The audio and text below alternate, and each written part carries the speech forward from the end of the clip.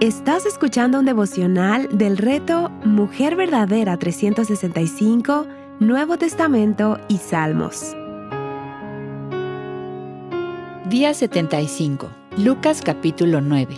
Escrito por Mónica Valadez de Sandoval, leído por Mirna Ortiz. Jesús comisiona a sus discípulos. Llegó el momento de reunir a los 12 y enviarlos a proclamar el reino de Dios. Pueden sonar un poco extraños algunos detalles que Jesús les da en sus instrucciones, pero una que me llama la atención es: no tomen nada para el camino. ¿Cómo? En nuestra mente como mujer prevenida y acostumbrada a meter en la bolsa hasta lo que menos se imaginan los demás, por si acaso, no cabe la posibilidad de no llevar nada. Pero el Señor Jesús, como nos conoce a la perfección, siempre encontraba la manera de llevar más allá sus palabras que tienen un significado espiritual. Y eso lo podemos aprender hoy también. ¿Quién es un enviado para predicar el Evangelio? Una persona que sabe que Dios es quien lo capacita y manda a hablar a otros en cualquier oportunidad de la esperanza en Cristo, pero no por méritos propios, ni por la elocuencia, sino porque el Evangelio lo ha cautivado de tal forma que no puede callarlo, y sabe que es el Espíritu Santo quien guía siempre sus palabras y quien convence de pecado para arrepentimiento. Una persona que no busca enriquecerse a costa de predicar el Evangelio, no se aferra a los bienes materiales terrenales ni pone en ellos su confianza para la estabilidad que necesita. ¿Estamos dispuestos a salir de nuestra zona de comodidad para apuntar a otros a Cristo? Encuentra ánimo en Isaías 52:7 que dice: «Qué hermosos son sobre los montes los pies del que trae buenas nuevas, del que anuncia la paz, del que trae las buenas nuevas de gozo, del que anuncia la salvación y dice a Sión, tu Dios reina». ¿Quién es Cristo? Luego de enviar a los 12 en misión, podemos ver en este capítulo diferentes relatos acerca de la identidad de Jesús para las personas que escuchaban y estaban cerca de él. Para Herodes.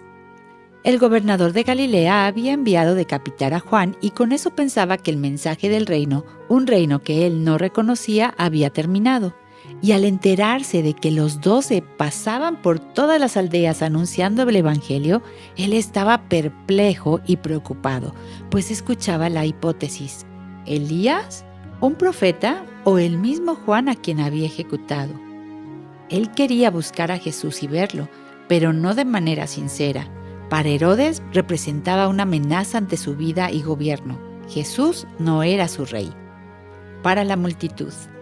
Cuando los apóstoles regresaron, tuvieron un tiempo con Jesús para darle cuentas de lo que había sucedido, pero al moverse del lugar, la gente se enteró y fue y buscó a Jesús.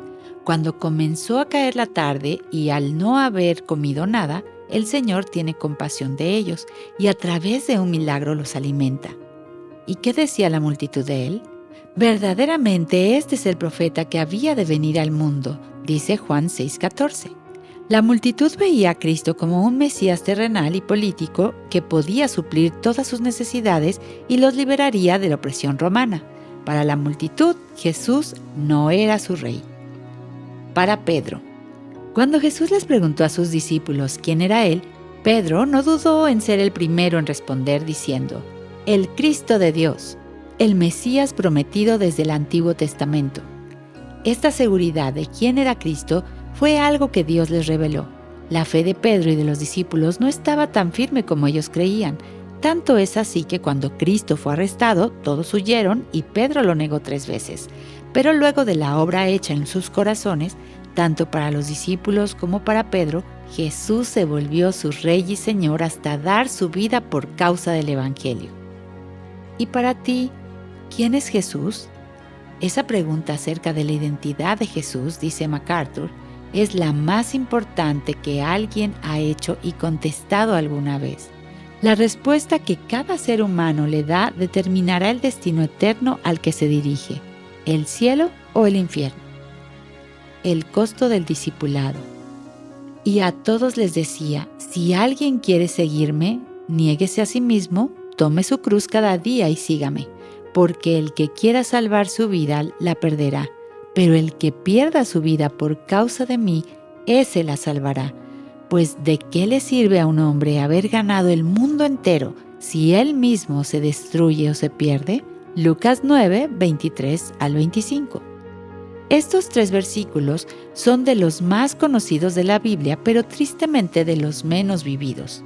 El Señor Jesús se encargó de hacer muy claro lo que significaba seguirle a Él y lo ejemplificó con lo que Él mismo haría: negarse a sí mismo por amor al mundo perdido e ir hasta la cruz. Nosotras tenemos el mismo llamado: morir a nosotras mismas, nuestras metas, anhelos, sabiduría, y tenerlo por basura, como decía Pablo, a fin de ganar a Cristo. Pero, ¿qué implican las palabras de Jesús? Quiero compartir contigo lo que el pastor MacArthur explica. Abnegación, negarse a sí mismo. Ser seguidor de Jesucristo es repudiar el ego natural, depravado y pecaminoso del ser humano. Es renunciar a toda dependencia y confianza en uno mismo y a la obra personal de salvación. Llevar la cruz, tomarla cada día. Para los seguidores de Jesús, una cruz representaba una sola cosa: horrible sufrimiento, dolor y muerte. En los términos más gráficos posibles, Jesús estaba pidiendo una disposición para soportar odio, hostilidad, rechazo, reproche, persecución, vergüenza e incluso la muerte más horrible. Estaba pidiendo una disposición a decir no al yo y a la seguridad por causa de él. Un pequeño sacrificio comparado con el regalo de la vida eterna. Obediencia siguiéndole. Jesús resaltó que la verdadera fe que salva se manifestará inevitablemente en obediencia. Como dice Juan 14, 21, el que tiene mis mandamientos y los guarda, ese es el que me ama. Y el que me ama será amado por mi Padre, y yo lo amaré y me manifestaré a él. ¿Has calculado el costo de seguir a Jesús? ¿Has preferido seguir tras los deseos de este mundo?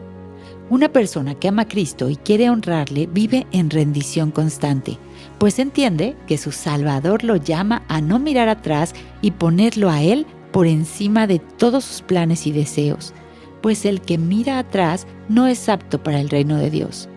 Como el misionero mártir Jim Elliot dijo, no es un tonto el que da lo que no puede conservar para ganar lo que no puede perder. La transfiguración. El relato de la transfiguración siempre me ha parecido inimaginable. Cristo tomó a 3 de sus discípulos y les permitió ver su divinidad de una forma tan especial. La apariencia de su rostro fue diferente. Su ropa resplandecía. Moisés y Elías hablaban de él como quien había venido a cumplir toda la ley. Y finalmente, la voz de Dios afirmando en sus corazones: este es mi Hijo, mi escogido, óiganlo a él. ¿Puedes ver lo que esto significa, mi hermana? En palabras más sencillas, dice el comentario del pastor antes mencionado, que aquel que estaba en la condición de hombre echó para atrás el velo de su carne con el fin de revelar una breve ojeada de su gloria divina. La Shekinah de Dios, que se manifestó varias veces en el Antiguo Testamento. La radiante gloria de la naturaleza de Cristo se irradió a través de su cuerpo hasta que su vestido se volvió blanco y resplandeciente. Eso era lo que Jesús quería que vieran sus discípulos para con mucha misericordia y compasión afirmar su fe.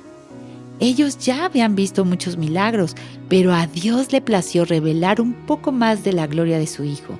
Fue la gloria divina de Cristo la que los 3 apóstoles vieron cuando despertaron. Y hoy, a través de su palabra, podemos gustar de ver de lejos esa gloria. ¡Wow!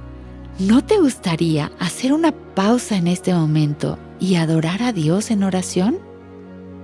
Este glorioso Cristo regresará un día y manifestará esa misma gloria radiante en toda su plenitud. Yo quiero que llegue ese día. Ven, Señor Jesús. Humildad, servicio y eternidad. Al día siguiente, Jesús sanó a un muchacho endemoniado y enseguida anunció nuevamente su muerte. Es increíble leer cómo es que los discípulos, haciendo caso omiso al mensaje de Jesús, seguían enfocándose en sí mismos porque en ese momento comenzaron una discusión de quién de ellos sería el mayor. Una vez más, con un corazón compasivo, Él les explicó nuevamente que no se trataba de ellos, pues la verdadera grandeza no tiene nada que ver con el orgullo de una posición, sino con una vida caracterizada por la humildad. Una vida de sacrificio y abnegación es la que tiene valor en el reino. Para meditar.